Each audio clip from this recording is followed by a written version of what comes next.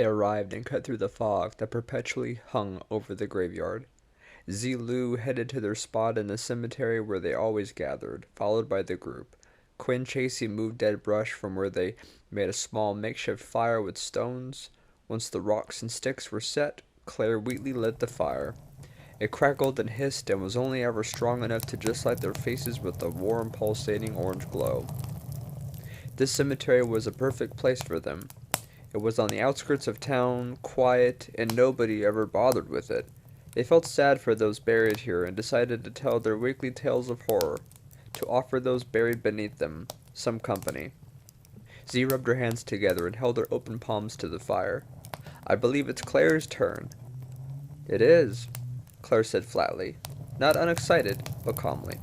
"As long as it's not a cliffhanger," Ig told her. "You really gotta get over that," Z butted in. "Just saying," Ig butted back. "We don't come here for us, Ig," Z reminded him.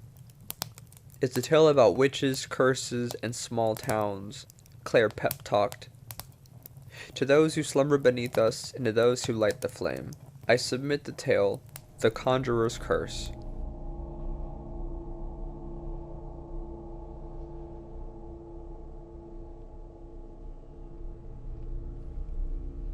Trevor Shaw had thought he'd seen and heard it all until he got to the small town of Salem's Hollow.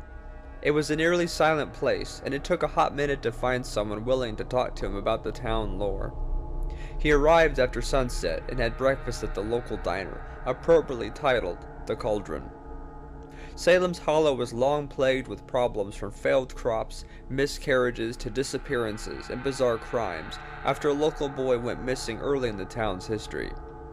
It had to be the witch who lived by Salem's Hollow, and when little Brandon Birch's body washed up not a mile from her dilapidated mud hut a month after he went missing, the townspeople came gunning for her. They chased the witch down, and when they caught her, they chained her to a tree and beat the holy hell out of her. That's when Salem's Hollow changed forever. The witch cursed them in her native tongue. "I call down the wrath of hell upon you. By this blasphemy I curse your souls through and through.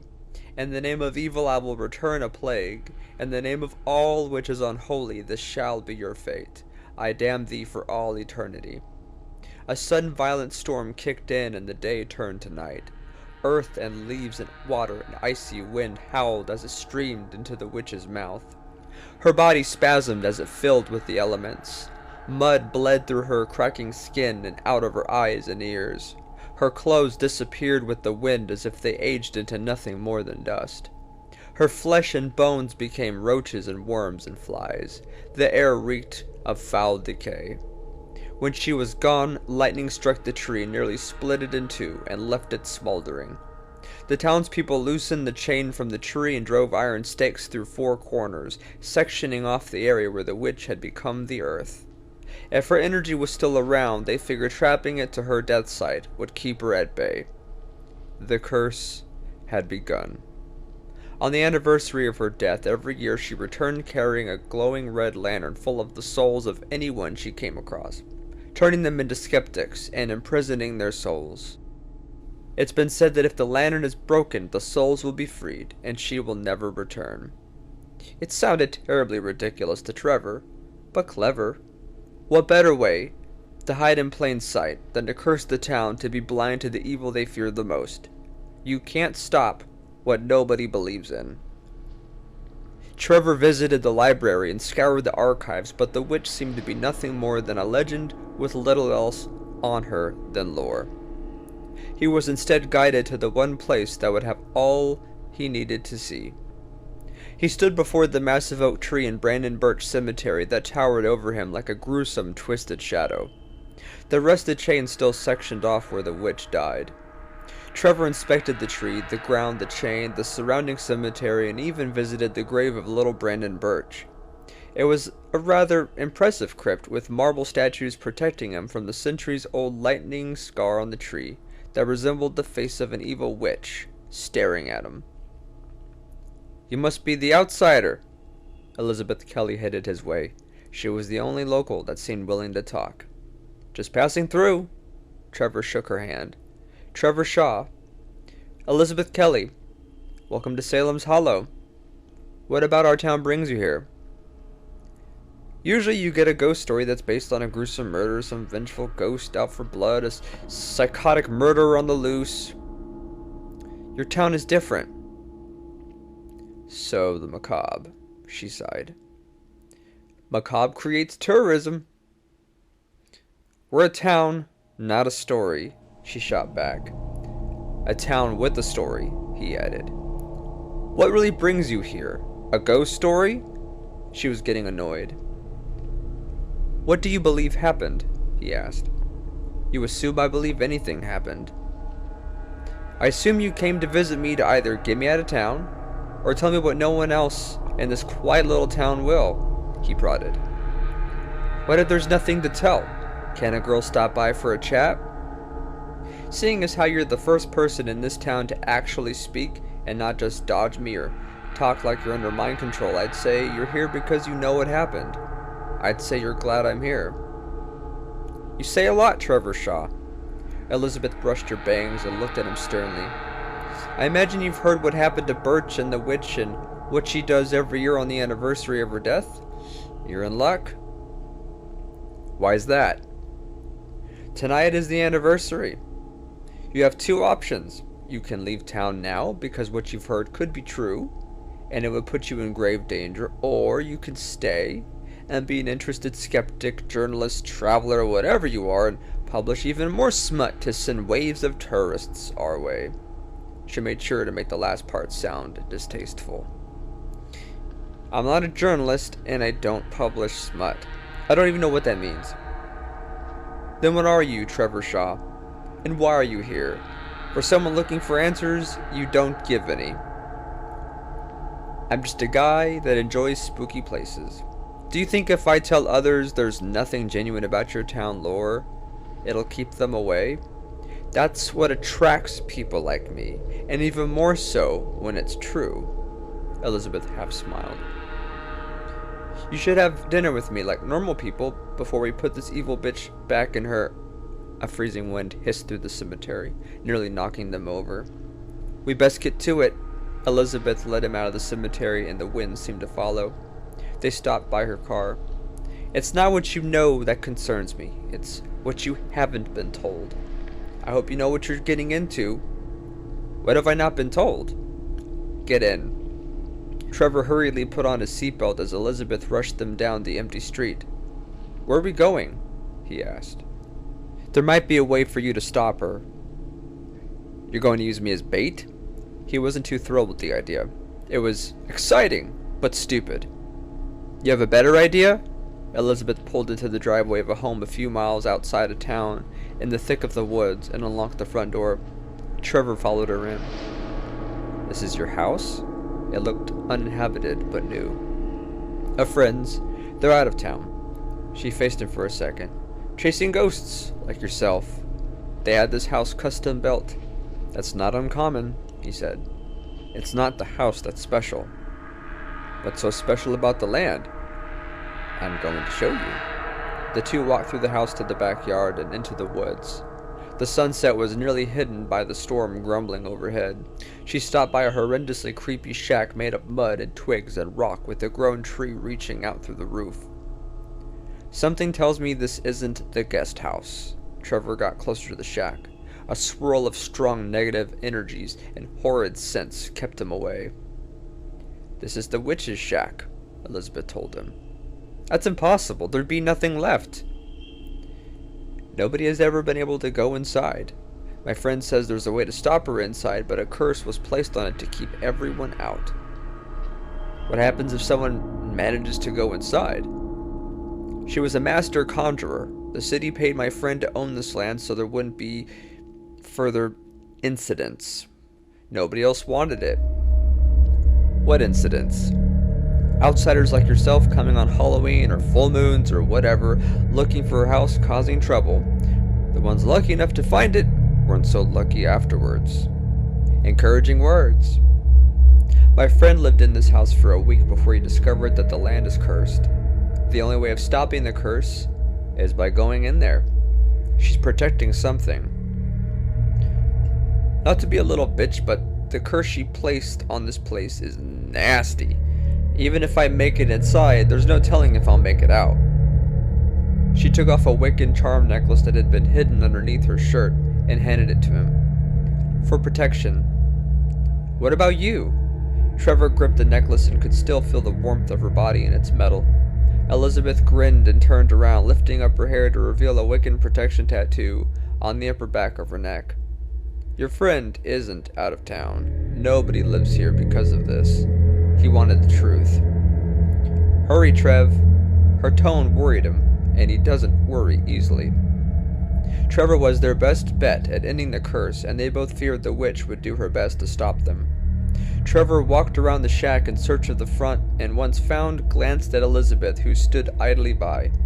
He focused on the house, on the shadows inside through the glassless windows, readying himself for the sucker punch of energies. The sun set, and the last shred of light that cut across the shack disappeared. Trevor started for the crooked handmade door, and chills set in. He wanted to look at Elizabeth one last time to make sure she was okay, but knew a distraction would let the energies tear him to bits. His focus paid off. Ungodly sounds drowned out the world around him as he broke the threshold and was inches from stepping foot into the shack. He could feel the curse try to break him with all its might, and he fought like hell to keep it at bay. Trevor touched the door and could feel sharp twigs sting his fingertips. He circled his thumb on the door for a space in between it and the doorway to jimmy a finger in and open it. He made it inside the witch's home. It was pitch black and stank to high hell of odors that should have been gone centuries ago. He paused for a minute to make out shapes, and although he couldn't see, he could sense he wasn't alone. Something was coming right at him, and he had nowhere to run. A putrid rush of cold air like a thick swarm of flies charged at him. At first he thought it was a bird swooping down, but as the mass stopped directly in front of him, he could tell it was a shadow. It paused for what seemed like minutes, staring at him, and was so cold he could see his breath, and his limbs turned painfully numb. Trevor felt faint, but before he could collapse, a bright white flashed. He was still in the hut, but a lit lantern hung from the ceiling, and for the first time he could make out what the darkness hid so well. The witch was gone, but her home was primitive and eerily peaceful. There was no dining room table, or dining room for that matter, but there was a tree stump where dinner was prepared. A makeshift bed of stones and twigs and animal fur and what looked like bones off to the side. There was no fireplace, no torture dungeon, and no places to hide. That same cold presence within the shadow returned as the witch entered and walked right through Trevor. He watched as she laid out squirrels and fish she had caught on the stump and used her long, sharp nails caked in filth to cut its flesh. The sound of her nails slicing through the scales and the squirrel's flesh ripping from their bones made Trevor gag. The witch stopped. Trevor's stomach knotted so bad it felt like he would shit a brick. He wondered if she heard him as she slowly turned to look at his direction and stared. She quickly moved over to Trevor just as the shadow had, glaring at him. She stopped directly before him and rubbed blood and skin and fur in between her fingertips. Her nails clacked against one another. The same dark cold penetrated his soul. Trevor couldn't make out her face, but he could see something in her eyes, and reluctantly turned to Brandon Birch, who stood 10 feet from the door with a menacing smile ripped into his face and a handful of stones in his hand. A few of his friends accompanied him, but weren't so brave with the smile or stones. Witch angrily motioned him away and turned her back as she made her way to her dinner when a stone smacked her in the back of the head. She spun around and held still, watching as Birch tried to knock her right in the face, but the next stone hit the wall and bounced onto her bed. Birch threw another as hard as he could to make up for his miss. Witch caught the stone and held onto it, gripping it as if it were the little boy's throat. Blood trickled down her palm. Witch whispered something into her hand and opened it. A roach crawled out and around her hand. While that excited Birch, his friends left. My mommy told me to be afraid of you, but I'm not. You're nothing but a... Witch put the roach in her mouth and chewed it. Birch looked deathly sick. Not so much nauseated by the sight as he was cursed. Witch swallowed and spit at Birch in disgust, then turned and left the boy alone.